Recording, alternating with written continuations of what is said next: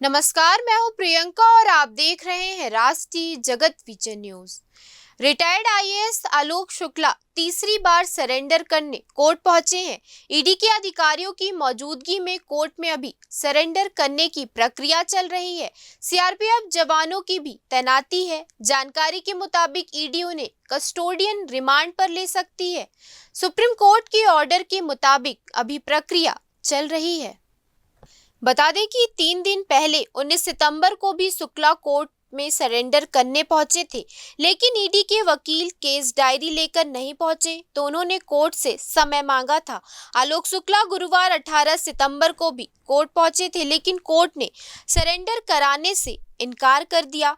Court ने कहा कि अभी सुप्रीम कोर्ट का ऑर्डर अपलोड नहीं हुआ है, सरेंडर नहीं करा सकते हैं। इसके बाद आलोक शुक्ला वापस लौट गए थे। फिलहाल इस खबर में इतना ही। देश प्रदेश की खबरों से अपडेटेड रहने के लिए हमारे चैनल को सब्सक्राइब करें और नए खबरों की नोटिफिकेशन के लिए बेल आइकॉन जरूर दबाएं। नमस्कार।